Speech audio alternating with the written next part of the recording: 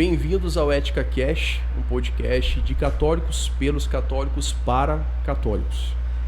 Eu sou Bruno Maia, estou aqui do meu lado com o Marcelo Dermidian. E hoje nós estamos gravando o primeiro episódio do Ética Cash e nós temos a honra de receber nada mais nada menos, não receber, ele que está nos recebendo, né? É verdade. É o Dom Dimas, que é bispo da Diocese de Campo Grande.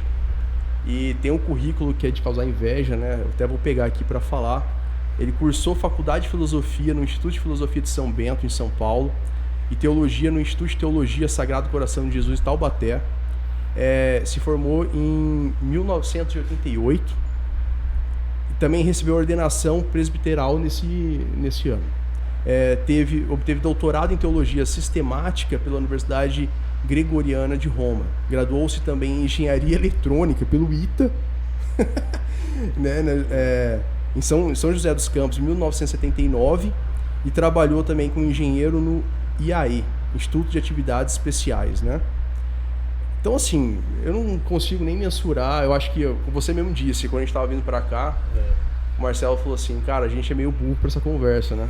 Mas não tem problema, até porque a gente está mais para ouvi-lo do que necessariamente para falar alguma coisa. É porque a nossa intenção, bispo, primeiro agradecer, né? Antes de tudo, deixa eu agradecer ao senhor e a equipe do senhor. Foi muito atenciosa, a Cláudia, a Sônia, nos receberam muito bem. E assim, a acessibilidade que a gente teve com o senhor é uma coisa surpreendente, né? Assim, exato. Muito facilitada pela assessoria. Eu sou uma pessoa meio chorona, bispo, mas eu até me emociono de verdade por o senhor ter aceito, porque quando a gente mandou o convite, jamais pensei que o senhor aceitaria estar aqui falando conosco. Até porque nós convidamos alguns padres e como é o primeiro episódio, a gente não tem um corpo instituído, uma crescente na mídia, alguma coisa do gênero, as pessoas ficam meio receosas de querer falar com a gente. E o senhor aceitando, sendo o bispo, né, da diocese, isso mostra uma confiança e principalmente humildade do senhor de estar aqui conosco, falando com a gente. Talvez pessoas bem menos gabaritadas para que pudessem estar entrevistando o senhor, mas mesmo assim o senhor aceitou. E isso vai, com certeza, para nós, passar uma credibilidade muito grande, para que as próximas pessoas possam vir também no podcast, né? Ele está querendo deixar vermelho, mas não vai conseguir, não. Não, mas a gente agradece de coração mesmo, bispo. E a gente queria saber um pouco da sua formação, desde quando o senhor era criança, como que... Tá certo o currículo também? Que tá certo, né? Não tem nenhuma irregularidade. E também como é que foi para o senhor desde o começo da sua carreira, não vou dizer carreira, mas... Como que é virar bispo? Como que é virar bispo, né, cara? Pra gente é uma pergunta muito interessante. Uma coisa que eu aprendi muito cedo é a não fazer muito plano para minha vida pessoal. Planejar, sim. Fazer planos, deixa que Deus cuida. Porque até hoje quase nada do que aconteceu comigo foi planejado. Por exemplo, eu nunca tinha ouvido falar nesse tal de ITA. Aparecem dois amigos de ensino, naquela época era científico, né? Ensino médio, com prospecto, eu olho, gostei, falei, é aqui que eu vou. E nunca pensei em ser padre. De repente, acabei sendo padre. Sou de uma família católica, desde os 6 anos, meu pai, que era vicentino, me levava de mãos dadas para o dispensário dos pobres, lá onde que eu ajudava, eu cuidava do querosene, porque naquela época pobre não tinha luz elétrica, não, era querosene que servia para iluminar os lampiões, né, para abastecer os lampiões com os quais eles iluminavam as casas. Então o pai dizia, traz aqui uma garrafa de querosene para o moço. Eu pegava a garrafa vazia e entregava a garrafa cheia. Naturalmente ele não deixava eu manipular o próprio querosene, né? Depois, nunca pensei em ir para Roma, de repente acabei estudando lá.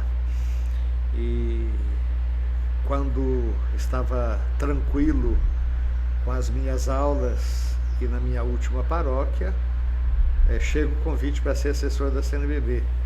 E eu fiquei me perguntando, quem será que me denunciou, né? Porque eu era um professor de teologia do interior, nada mais do que isso, né? Aí, depois de 3 anos na CNBB, chega a notícia de que eu seria bispo auxiliar do Rio de Janeiro. Totalmente inesperado. Depois de 4 anos, fui eleito secretário-geral da CNBB. Possivelmente o mais jovem na época da história da CNBB. E terminando, o Núncio me chama e diz: você vai para Campo Grande. Eu fui até no mapa para ver. Eu já tinha estado em Campo Grande. Será que era Mato Grosso do Sul? Mato Não, Grosso? eu já tinha estado aqui. Mas outra coisa é dizer, você vai morar lá a partir Sim. de agora. Eu fui para ver as distâncias e tudo mais. E por isso que eu digo, eu desisti de fazer planejamentos. Ou melhor, de fazer planos para mim. Planejamento, sim. A gente tem que fazer planejamento pastoral, tem que fazer planejamento financeiro, tudo isso. Mas quanto à história de vida, deixa que Deus me cuida. Que coisa boa, né, cara? Mas como é que foi o chamado, assim, bispo, para você falar, vou ser padre? Porque Aconteceu alguma sem coisa? planejamento, né? Cara, que pra mim, assim, aconteceu alguma coisa, como é que foi isso no sentido... Eu, como disse, sempre fui de família católica. Os promotores vocacionais sempre iam em casa para ver se conseguiam me laçar. Nunca esqueço de 2 irmãos que eram maristas, irmãos maristas, né? E da minha cidade foram em casa e deram uma cantada vocacional na minha mãe completamente furada, porque eles chegaram e disseram: pois é, dona Neuza, a senhora sabe como é que hoje o mundo está difícil, como é difícil a educação dos filhos, então nós maristas não casamos, mas nós trabalhamos na educação e ajudamos na educação dos filhos dos outros. Ela na hora botou a mão na cintura e disse: o senhor pode ficar tranquilo que eu e meu marido sabemos educar muito bem os nossos filhos. Depois eu comentei com outros maridos e falei: gente, isso é o tipo de propaganda vocacional que vocês não podem fazer nunca, porque vida, mexeram com os brios da dona Neuza, né? Mas quando eu estava já no 2º ano da faculdade, é que comecei a frequentar um grupo de reflexão e oração que tinha de próprios alunos. Na cidade, a gente saía do CTA, ia até a cidade de São José dos Campos, e eu comecei a experimentar Deus muito mais próximo do que eu conhecia, embora eu tivesse sido coroinha durante 7 anos, né? Mas eu sempre trabalhei com padres muito austeros, e como eu não sou nada austero, não no estilo de vida, mas assim, eu não sou bravo, não sou uma pessoa...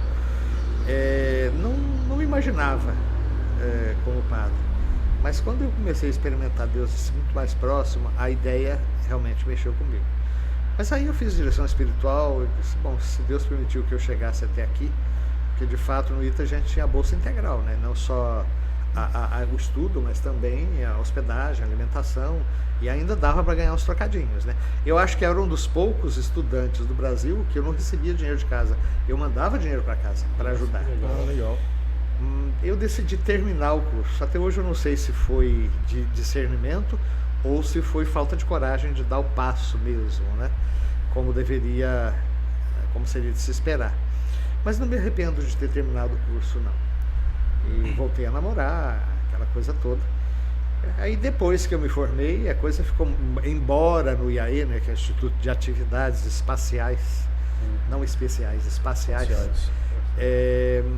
embora eu estivesse fazendo mestrado no INPE e no ITA, né, mas era estudo no horário de expediente, eu não tinha que ficar até de madrugada como era nos tempos da faculdade. Então a minha dedicação na igreja aumentou muito, saía pregando retiros para tudo quanto é canto, né? E aí a ideia voltou.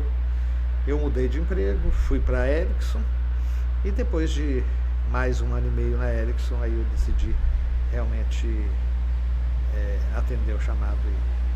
O senhor namorava na época? Você falou? Quando surgiu a primeira intuição, sim. E como que foi assim, dar essa notícia, né? Assim, tô pensando nesse outro caminho. Teve essa conversa? A Larissa passa por isso, deve ser difícil, né? Isso aí. Na realidade eu tive 2 namoros longos e algumas paqueras, né? Como o pessoal brinca. Eu acho que é mais difícil você terminar o namoro do que começar. Sobretudo quando você leva a sério a dignidade do outro, porque acho que a última coisa que, pelo menos comigo é assim, né? A gente quer é magoar o outro, mesmo que a gente perceba que o caminho que se está seguindo não vai dar certo, né? Então não é nunca uma decisão superficial, mas teve que ser feito. Mas o senhor é de São Paulo. Mineiro! Mineiro? Ué? Não tem um queijinho aí pra gente? Sei que é de São Paulo. Não, eu sou de Boa Esperança, sul de Minas, e fui para São José dos Campos para estudar. Ah, entendi. Por isso que assumiu a paróquia lá. E quando eu entrei para o seminário, eu pensei em voltar para a Diocese da Campanha, de onde eu vim. Sim. Mas eu já morava em São José dos Campos há 10 anos, quando eu entrei para o seminário, né? Já conheci o Dom Eusébio, que foi o bispo que me recebeu no seminário. Aliás, foi ele que me ordenou diácono, padre e bispo depois, porque ele foi transferido para o Rio de Janeiro. E aí eu fui com ele, fui nomeado para lá. Ele era de São José dos Campos, depois foi para Florianópolis, ficou 10 anos, aí foi para o Rio. E aí eu já era padre, e certamente ele me indicou, e eu acabei sendo ordenado para o Rio de Janeiro. Mas essa questão da vocação, bispo, é uma coisa assim que até a gente percebe, não sei, se o senhor acha que está, nos tempos atuais, o senhor acha que está diminuindo o número de vocação para... Depende da região e depende do estilo de vida. Por exemplo, as congregações femininas estão sendo muito impactadas negativamente. Tem congregações femininas que estão realmente minguando. As masculinas, algumas mais, outras menos. Aqui na nossa região, por exemplo, acho que os salesianos não têm problema de vocação. Quanto aos diocesanos, depende da diocese. Campo Grande, hoje nós temos o maior grupo aqui no Seminário Maior, que é nosso vizinho, né? Já nós vamos beirar 30 seminaristas. Para uma diocese que tem 52 paróquias, está de bom tamanho, né? Tá de bom tamanho. Aliás, o meu sonho é transformar Campo Grande numa diocese missionária, em que nós vamos formando os padres para mandar para outros lugares. Nós já temos um padre na Amazônia, já é o segundo, né? O padre Laércio estava lá, mas o padre Laércio teve que voltar por conta da saúde da mãe, né? Que depois veio a falecer. E agora o padre Lucas está lá, e nós vamos mandar um seminarista agora, proximamente, né? Então, mas uma curiosidade, Dom Dimas, quando o seminarista é formado aqui na Diocese de Campo Grande, e vocês mandam ele para outro local, como é que funciona? Ele fica para a diocese, disponível para a diocese de lá, ou ele tem um vínculo ainda com a Diocese de Campo Grande? A questão do vínculo mesmo. As duas coisas são possíveis. Nós temos aqui em Campo Grande padres que não são encardinados, mas que moram aqui. Então eles pertencem, a expressão encardinada é isso, é quando a pessoa se vincula canonicamente a uma congregação ou a uma diocese. Então nós temos padres diocesanos que não são encardinados aqui, mas trabalham aqui. E nós temos padres que são encardinados aqui, que trabalham fora. Não só o padre Lucas, que está lá em Borba, no Amazonas, mas nós temos 2 padres encardinados aqui e que estão no ordinariado militar. E temos outros que estão em outras dioceses. Então, estes padres, todas as vezes que eles vão para uma diocese, eu preciso dar autorização.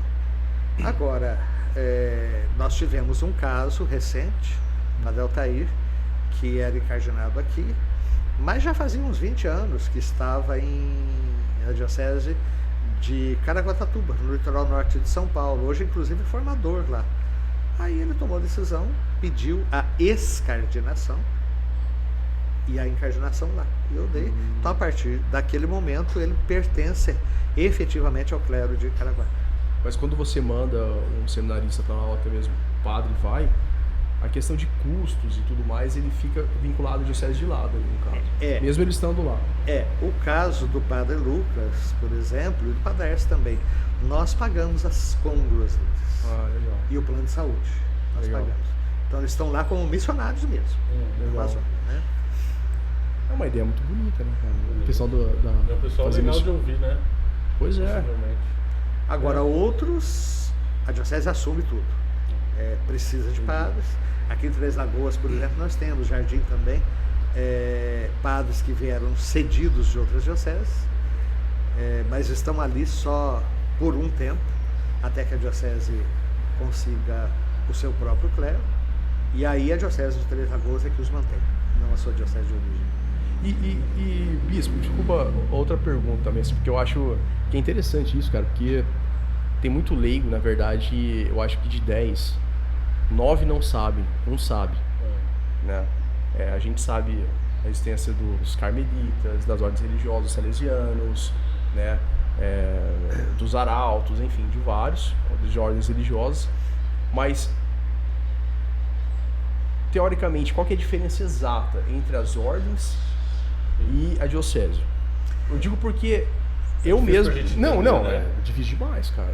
E a maior parte das pessoas não sabem. Elas acham interessantes, mas não sabem a real diferença da ordem religiosa para a diocese. E como que elas se completam, digamos assim. Se comunicam. Mas você já disse quase tudo. Cada congregação religiosa tem um carisma, digamos assim. Salesianos, educação, os camilianos, hospitais, doentes, saúde, né? Outros são missionários, escalabrinianos, emigrantes. Então, essas congregações se organizam e já formam os seus próprios membros, tanto masculinos quanto femininos, com vistas àquele carisma. São, no caso dos religiosos masculinos, né? Podem ser padres ou não. Os maristas, por exemplo, são religiosos, mas não são padres, são irmãos. Então eles precisam de um padre que celebre para eles e tal. E tem congregações, como é o caso dos franciscanos, por exemplo, jesuítas, a maior parte deles, que admite as duas opções. Você tem aqueles freis que são padres e tem os freis que são irmãos, não são ordenados. Agora, eu costumo brincar que os diocesanos são o grupo mais antigo, né? A gente brinca que é a congregação de São Pedro. São padres que não se vinculam a nenhuma congregação, mas se vinculam a um espaço territorial que se chama diocese, à frente da qual está um bispo. Então, o padre diocesano, em princípio, está a serviço daquela igreja local ali. O ser missionário ad gentes para o diocesano é uma exceção. Para o religioso é mais regra, né? Ele está sempre indo para outras cidades, outros países, enquanto que o diocesano não. 90% dos diocesanos fica quieto na sua diocese e ali ele serve o povo de Deus. Além disso, o diocesano não faz voto de pobreza. O diocesano pode ter bens no seu nome. Eu, antes de entrar para o seminário, comprei um apartamento. Está alugado há mais de 40 anos lá em São José dos Campos. Entendi. E fica lá. Que legal, uma diferença importante, né? Cara, demais. Mas ouvindo o senhor falar, assim, uma coisa que me vem à cabeça é o tamanho da responsabilidade, né? Da diocese. Sim. Mas olha, eu tenho várias perguntas para fazer sobre isso, não muda esse assunto não, cara. Não, porque eu tenho várias. Eu mesmo tenho dúvida disso, né? Por exemplo, um irmão e um padre religioso, né, de uma congregação, ele está vinculado à diocese, ao senhor em respeito territorial, mas ele também tem uma autoridade da própria congregação. Como é que funciona essa questão de autoridade hierárquica entre a diocese e a congregação pela ordem da obediência, né? O voto de obediência do religioso é ao seu superior provincial. Ele obedece, ele é transferido, ele recebe missões, funções do provincial. Quando ele chega na diocese, ele faz aqui uma promessa de obediência pastoral. Então, quando ele vem aqui, ele se compromete a obedecer o bispo no que diz respeito à organização pastoral da paróquia. Ele não vai trabalhar só em benefício da sua congregação, ele vem para trabalhar em benefício da igreja que está em Campo Grande, por Legal. exemplo, né? Sim. Mas mesmo assim, a hora que o superior dele precisar dele e quiser transferi-lo, eu não posso falar nada. Eu posso no máximo chiar. Eu posso proibir. Se o provincial nomeia um padre que eu sei que vai dar problema, eu posso escrever dizendo, não, esse aqui eu não Não, aceito. poder de veto. De veto. Isso eu posso fazer. Entendi. Mas assim, e a questão também dos votos. Uma vez me falaram, não sei se é verdade também, que a concepção do voto, mesmo que haja uma mudança na diocese, não afetaria a congregação. Um exemplo, acho que tem o voto de castidade, né? E se porventura o padre puder casar da diocese, isso mesmo assim poderia existir o voto de castidade na congregação? Se liberasse a diocese, por exemplo, suponhamos que libere o padre casar, por exemplo, poderia ter isso afetaria a congregação no sentido de nem precisa ir tão longe assim. Sim. Claro que o celibato não é uma lei divina, é uma lei eclesiástica. Claro. Então, teoricamente, a igreja poderia ordenar homens casados para o sacerdócio, como ela ordena diáconos, que são homens casados, os diáconos permanentes. Teoricamente, ela poderia fazer. Existe nas igrejas católicas do Oriente, católicas, portanto, em comunhão com o Papa, padres casados. Eu tenho um colega padre lá de São José dos Campos, que ele sempre gostou das igrejas orientais, acabou se afeiçoando a Dom Vartan, que era o exarca dos armênios.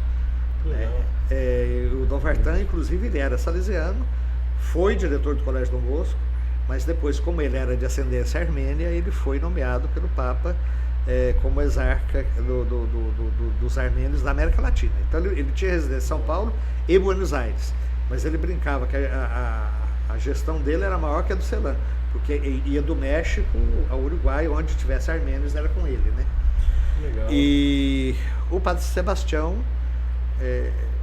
acabou estudando armênio, fez o estágio pastoral lá em São Paulo e acabou se tornando reitor do seminário armênio lá na Armênia.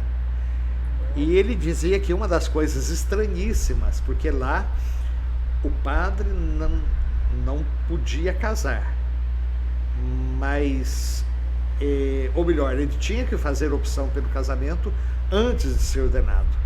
Então ele teve que visitar noivas de seminaristas para poder conversar e ver como é que seria, porque o cara ia ser ordenado padre, mas ele iria casado. Então isso não é uma novidade absoluta na Igreja Católica. Na Igreja Latina, sim. Então aqui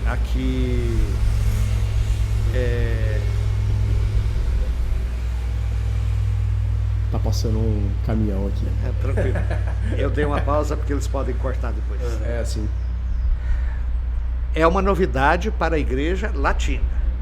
Aí sim, como a igreja no Brasil é uma igreja latina, então todos os padres da Igreja Latina fazem a opção pelo celibato. A discussão que existe, Sínodo da Amazônia, essas coisas voltam, é a famosa expressão viri probati, se o padre poderia autorizar a ordenação de homens casados de vida já matrimonial comprovada, a vida saudável, a vida fiel e tudo mais. É uma discussão em aberto, mas que eu acredito que o Papa Francisco não vai abrir. Qualquer congregação pode continuar, porque se a igreja autorizasse um dia o casamento dos padres diocesanos, ela não vai obrigar. Assim, nos religiosos também. E vejam, nós temos o caso das novas comunidades, que não são congregações religiosas, mas são novas formas de vida consagrada, que tem aquelas comunidades de vida e aliança, em que casais se consagram enquanto casais. Mas não são padres, né? Mas não são padres. É o caso da Boa Nova, por exemplo, né, aqui pertinho de nós, tem aqueles que têm a comunidade de aliança, de vida, né? Que partilham, né, tudo que tem. Poxa, a Boa Nova é uma coisa muito legal. Eu efetivamente não conheço a Boa Nova, nunca fui, mas só escuto elogios. A bem da verdade, agora eu até estou em dúvida se a Boa Nova tem comunidade de vida ou se é só de aliança. Mas eu ajudei a criar uma comunidade lá em Jacareí que tinha a parte de consagração para morar juntos. Aí era de vida mesmo. Só que eram celibatárias. E tinha os consagrados casados. Nossa, legal. Legal porque eu tenho descendência armênia, né? Eu sou demirdian. Eu já fiquei curioso para saber mais. Exato, todo mundo brinca quando eu vou falar o nome dele. Os caras falam, o Dejan. Ninguém consegue falar Demirdian. Mas eu acho muito legal isso dos armênios, né? Porque a gente se identifica fácil, né? Porque todos terminam com o Ian.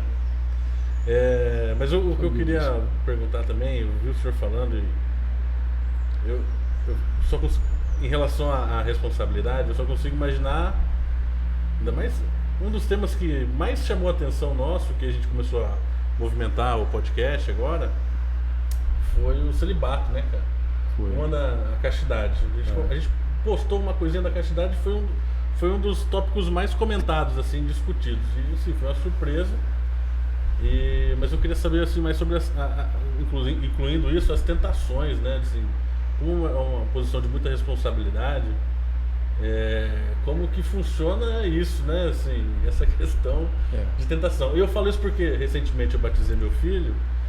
E na época do batizado, cara, parece que acontece um monte de coisa ao mesmo tempo, não vai dar certo, e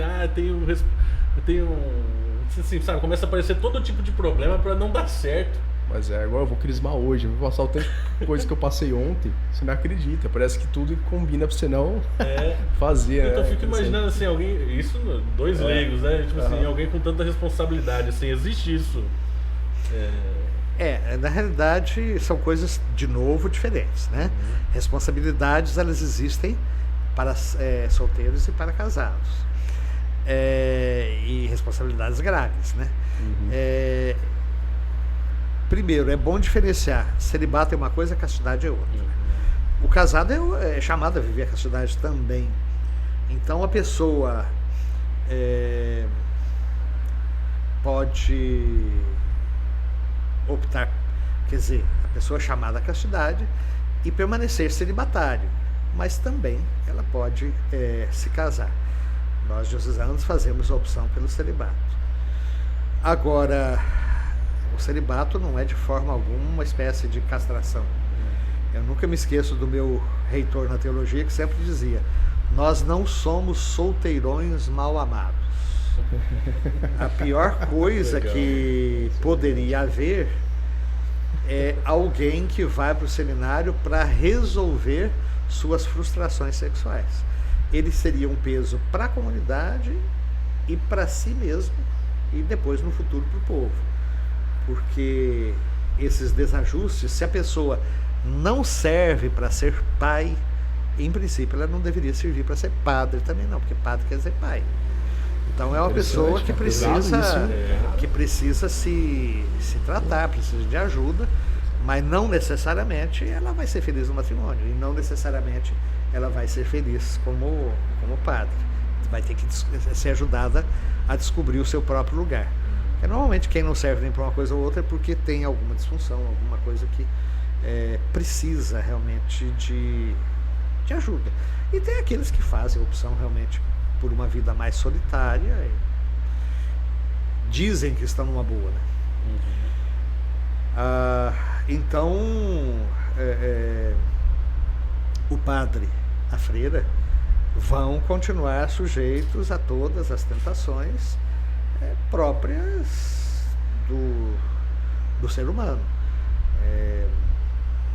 Inclusive, vocês sabem que existem dimensões diferenciadas da sexualidade. Quem resgatou isso recentemente foi o Papa Bento XVI, quando ele, na Deus Caritas Est, ele retoma a questão do erótico, dizendo que é uma dimensão eminentemente humana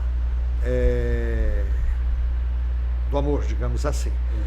E a gente pode dizer que existe uma dimensão que a gente poderia chamar de sexos, que é o biológico, e isso nós temos em comum com os animais. O cachorrinho, se a cachorrinha, a cadela, ela tiver no cio, ela pode estar despelada, ferida, fedida, ele vai em cima dela, ele é atraído pelo biológico. Depois tem a questão do Eros, que já entra a estética, né, digamos assim, mas não entra a fidelidade. Quem busca o outro só pelo erótico, só pela aparência, ele está buscando um relacionamento temporário.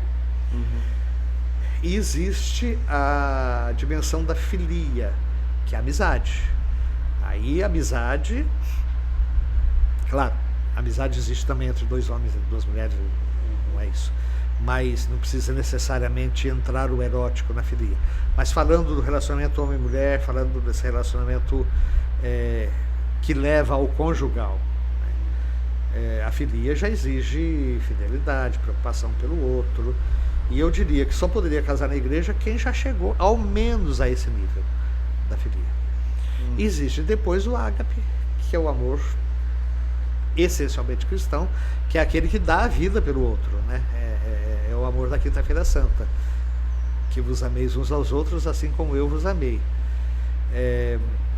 Naturalmente, nenhuma dessas dimensões exige o casamento. Você pode sentir atração erótica por uma mulher sem ser casado com ela. Agora é preciso tomar muito cuidado para não se envolver, porque se tem uma área que mexe com o mais profundo do ser humano, é a área sexual, né? E é uma área com a qual não se deveria brincar com tanta facilidade quanto se faz. Pois é, você pega o mundo hoje em dia, né, cara? Então, o que eu fico pensando hoje em dia é que o pessoal acha que todo impulso que vem de dentro dele tem que ser respeitado. E não é verdade, né? Não é lógico, claro.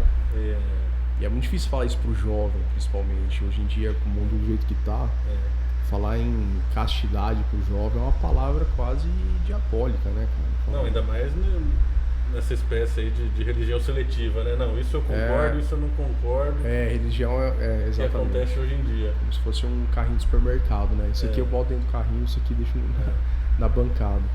Interessante. Mas a gente tá falando bastante sobre castidade, Dimas, porque a gente começou a nossa página agora.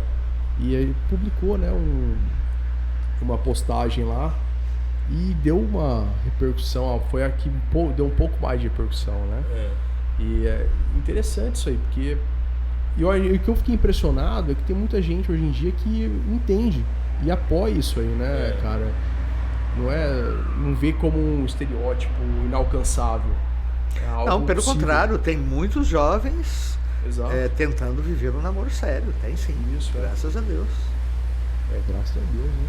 Coisa boa.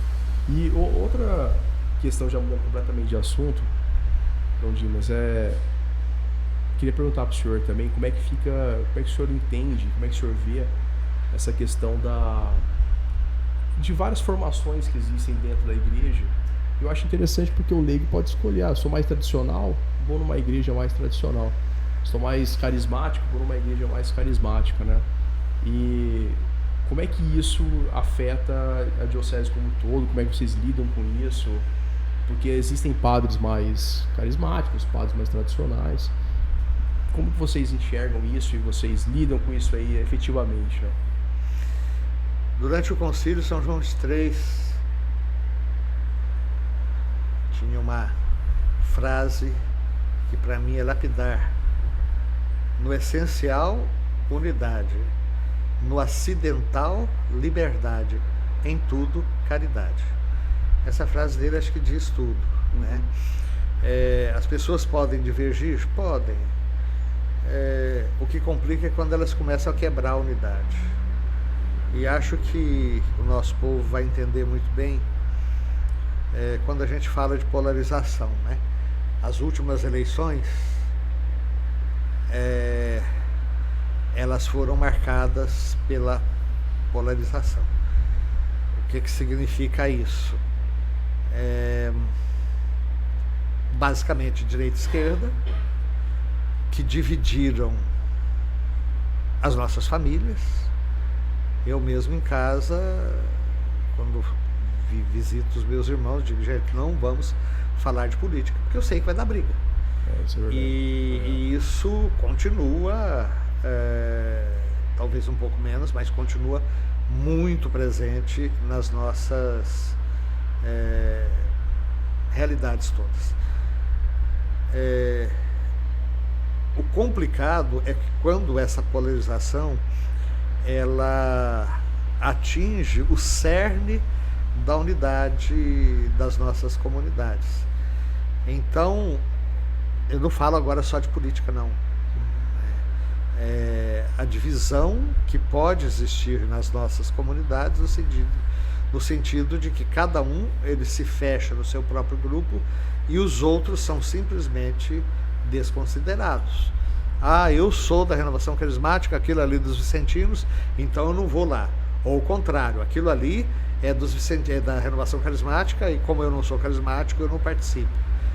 E às vezes existe uma concorrência que se transforma em briga, aonde a ideologia e a teologia elas acabam se misturando de uma forma bastante danosa, né, digamos assim. Isso é preciso ser evitado. Mas na igreja a multiplicidade não é pobreza, não, é riqueza. A riqueza dos dons, dos carismas. E vejam aqui na nossa realidade as várias congregações, cada uma traz o seu jeito, os capuchinhos, os franciscanos, os palutinos, os salesianos, cada uma traz os missionários de Maria Imaculada, né?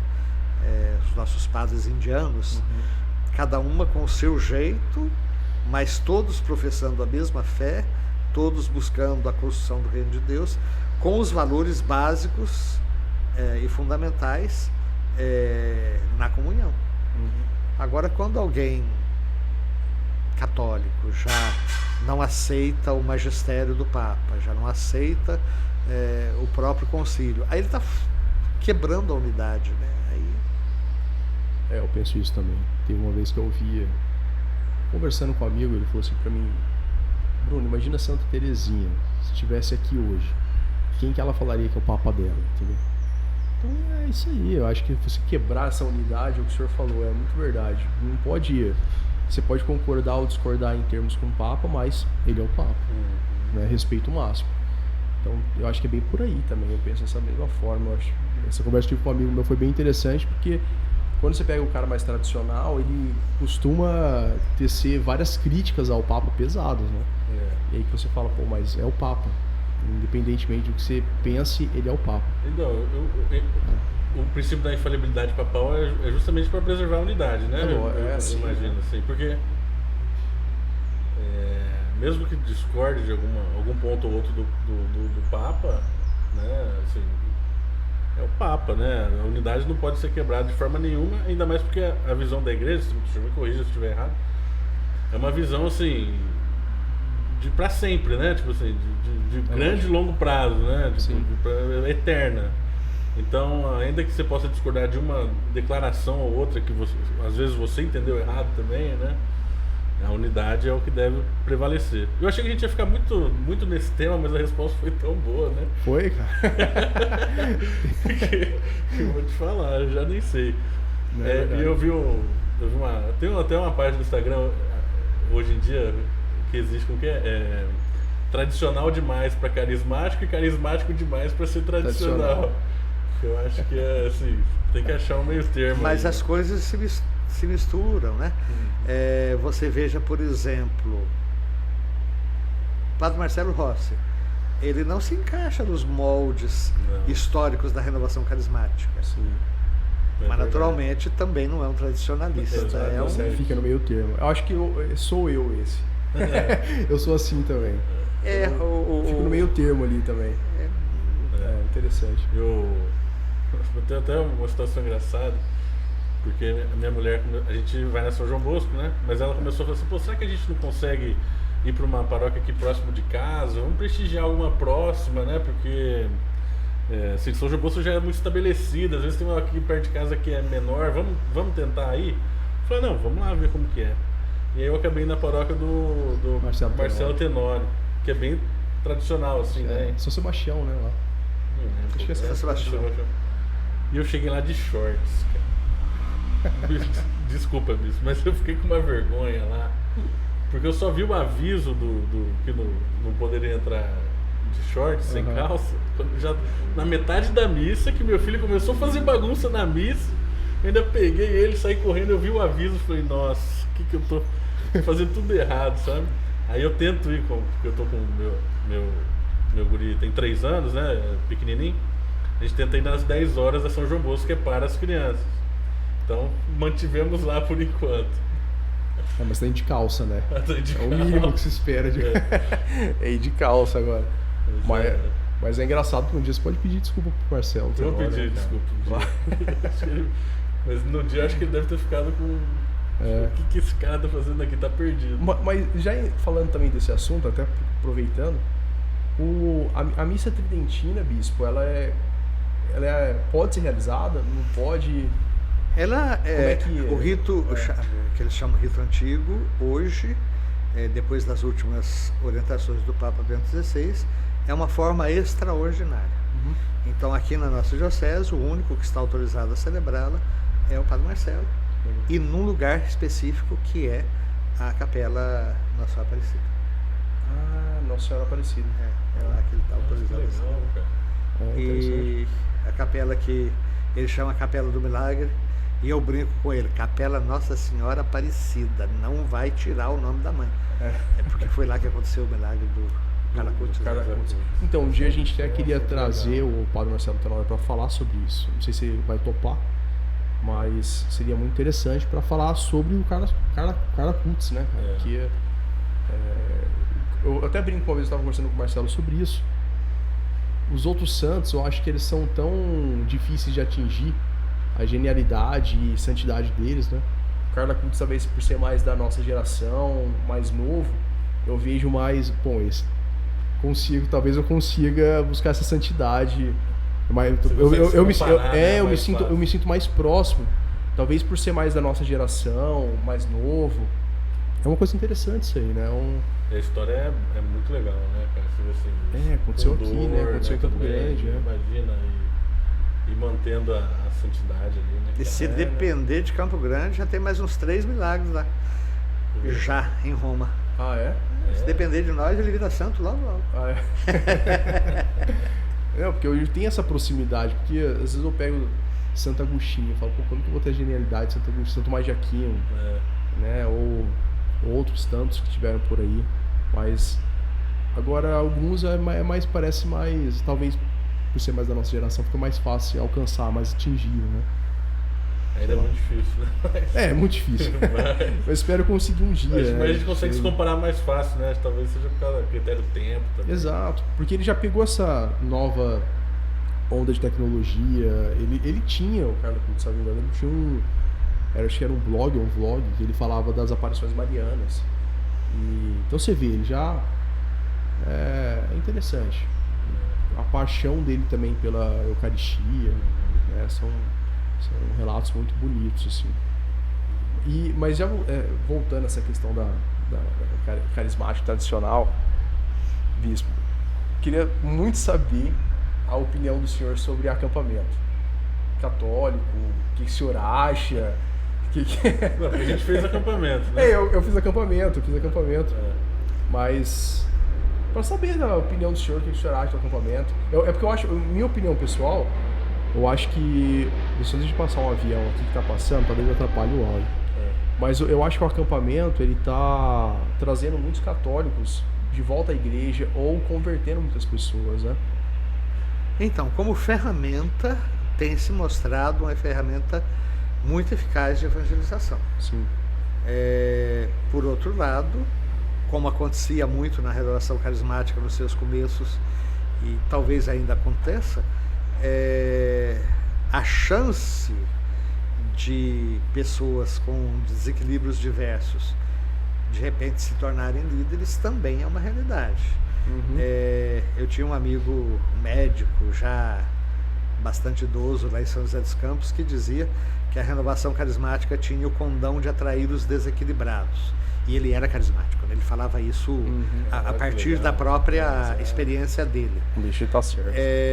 Então, nos acampamentos, às vezes existe uma falta de paciência histórica. Recentemente, um pároco que ia começar o acampamento, as lideranças dele dizendo: não, ano que vem a gente já vai ter mirim, juvenil, FAC, não sei o que, adulto de casais.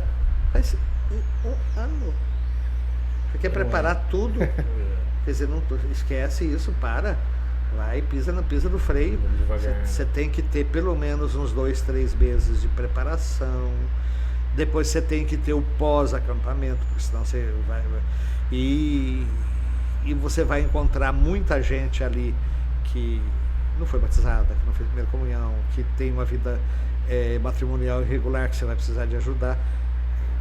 Você nem acabou de consolidar, você já está fazendo outros. Então, essa falta de paciência histórica é que às vezes atropela as coisas. Mas em si é uma ferramenta muito eficaz. O que eu penso também o pós-acampamento, porque o acampamento você mexe muito com o sentimental das pessoas. É muito emotivo, né? A gente não pode falar, não porque não é algo secreto, não é isso. Uma vez eu conversando com um amigo meu, ele falou assim: você não pode falar o que acontece. Eu falei: eu não posso falar o que acontece.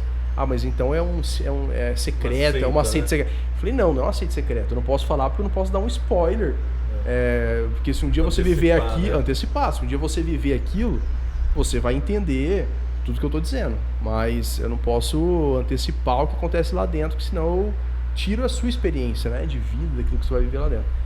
Mas eu acho que depois que acaba o acampamento, tem que ter um trabalho muita cautela naquelas pessoas, porque se mexeu com o sentimental, com o emocional daquelas pessoas, delas às vezes trazer à tona histórias de muito tempo atrás. E você mexe com aquilo. Então, se você não tiver um acolhimento, principalmente pós-acampamento, que eu acho que é o principal, isso se perde. Eu vejo bastante isso assim acontecer. Foi uma coisa legal, porque no meu caso, eu me aproximei e fazia muito tempo que eu não me confessava. E lá tem essa... sim. Tem esse período, né? Então, assim, pra mim foi muito bom nesse quesito, assim. Mas tem que ter cuidado também, né? Até a gente estava conversando disso esses dias e eu tenho uma frase muito boa que... Porque quem acaba indo pro acampamento acaba servindo de exemplo para as outras pessoas também, né? Eu acho que eu sempre bato na questão da responsabilidade, porque assim, a gente está começando o podcast e mesmo assim, não tendo acontecido nada, já foi muito bom para mim, porque eu comecei a me policiar mais também, porque assim, vamos aparecer, às vezes do jeito que está a juventude hoje, a gente pode ser modelo para alguém, né? Que assim, não que seja a nossa intenção, mas acontece. A escolha dos líderes é muito importante.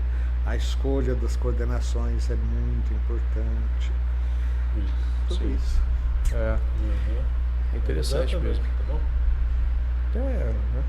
Até porque a gente, você pega essa... Tava falando, e a questão da fé também acaba sendo uma fé... desculpa voltar ainda a falar, né, sobre o acampamento, mas acaba questão de ser uma fé, por exemplo, a pessoa ela tem um chamariz do Espírito Santo, e aí eu acho que a fé depois ela vai, se a pessoa não trabalhar isso, o negócio vai se apagando, né, cara? E ela vai nas missas iniciais, a pessoa ela gosta daquilo, mas depois de um tempo ela já começa a relativizar de novo e vai... O dia a dia também. É o dia a dia, né? O dia a dia. O mundo vai apagando isso aí. Então é um cuidado, tem que tomar uma certa cautela nesse pós. Acho que muito bem, jovens. Muito obrigado, viu? Muito obrigado pela sua presença. Obrigado por fazer parte desse projeto também. Eu é que devo cumprimentá-los pela iniciativa. A gente agradece. Dons novos a serviço das novas gerações, é isso aí. Muito obrigado. Viu?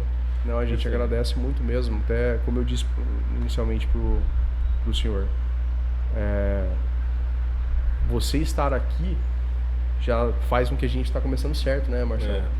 Assim, porque quando a gente entrou em contato, a gente tinha esperança, assim, mas Deus favorece os ousados também, né? Pois é. A gente falou, não, vamos entrar em contato, vamos ver o que vai dar, né?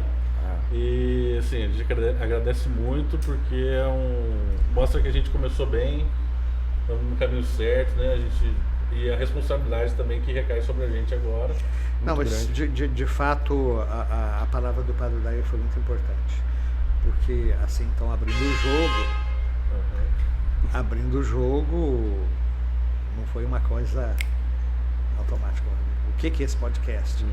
O que eles fazem? Ainda mais que vai ser o primeiro, qual vai ser a linha?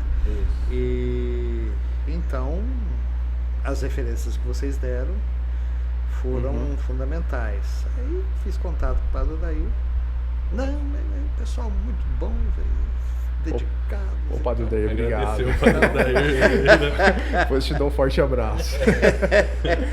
Padre Daí. Tá bom, gente. E a gente queria a benção também do projeto, Isso, né? do projeto. Por favor, se puder dar uma benção do projeto. Se um dia até fosse até lá no estúdio, né? Porque essa primeira a gente tá Tem gravando. um estúdio também, meu Deus do céu, a coisa é muito chique. Porque você falou que tinha contratado. Não, contratado no primeiro episódio, né? Que é o mais importante. Porque inclusive como era até o senhor, a gente falou, não, vamos contratar porque vai que dá algum problema. Porque o nosso equipamento não é tão profissional como esse. Então talvez os próximos episódios vai cair um pouco de qualidade. Agradecer os meninos também da PB Criativa, é isso?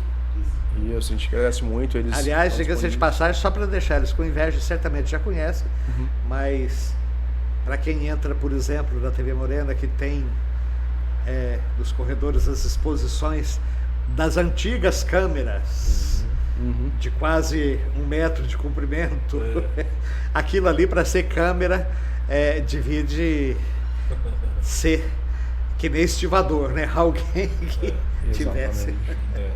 Muito obrigado. A gente agradece também principalmente a sua assessoria, Londinas, porque elas que entraram... Sônia, Cláudia, obrigado. Exato, elas foram pessoas assim, sensacionais, extremamente humildes, tiveram um carinho conosco, né, muito grande. Então, muito obrigado, porque sem vocês também a gente não estaria aqui. Muito obrigado. Então, vamos pedir ao nosso bom Deus que abençoe esse projeto, mas que abençoe também todos aqueles e aquelas que são a razão de ser dessa iniciativa. Você que nos acompanha, você que quer conhecer um pouco mais sobre a fé cristã e católica, que o Senhor da vida o abençoe muito, abençoe sua família, suas iniciativas, seus trabalhos.